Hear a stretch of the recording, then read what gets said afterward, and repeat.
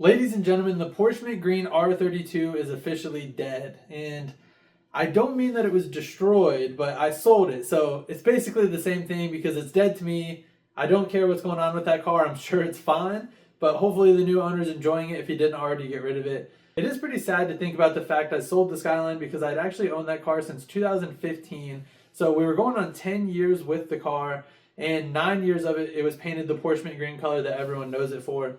The Skyline isn't actually the only thing that got sold either. My wife and I sold our house, and I actually don't even own a car anymore right now. The only thing that I actually still own is my Triumph Bobber that's been on the channel a couple times, but there is a good reason as to why we are selling everything. We are actually fortunate enough to be going back to Japan. Well, I'm going back to Japan and she's going for the first time. I was in Okinawa from 2014 to 2016, which is where I had my R34 sedan and then the R32 sedan that I had for the last 9 years. This is going to be her first time going to Japan, but we are going back to Okinawa, so a place that I know very well, a place that I'm definitely looking forward to getting back to and being able to get back into the JDM car culture and just the Japanese culture in general. I spent a lot of our time here in the States, in the DC area, and then back in Ohio. We're actually back in Maryland now for a short period of time before we head back to Japan. It's definitely been a crazy journey up to this point, and it's really an odd feeling having to sell everything that we own to be able to go back to Japan. But it's definitely going to be worth it. I'm not really sure what I'm actually going to buy once I get back to Japan. I know that my wife is eyeing a Suzuki Jimny, so we're definitely going to be picking one of those up either right before we get there or right as we get to Japan, so we'll have something to drive. And it's something she's really looking forward to, so I'm excited to see her in her first right-hand drive vehicle that she owns. She did drive the Skyline a few times, and that was fun.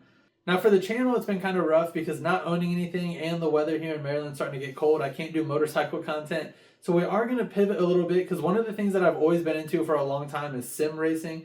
So I actually had a Thrustmaster TX on a play seat for a very long time, upgraded to a Fanatec CSO Elite also on that play seat. But I recently decided to upgrade to this full sim rig that I'm sitting in right now. I have a Moza R9 setup on a Track Racer TR120, and of course being a car guy, I had to slap the NRG Prisma on here. So I'm going to be dropping some sim racing content, some reviews on all the different wheels and hardware I've used, and I'm going to be doing some live streams of me playing some iRacing, probably some Formula 1 every now and then. So definitely keep an eye out for that if you guys are into sim racing or if you have any questions regarding like computer building, sim racing setups, flight sim. I do a lot of flight sim stuff as well.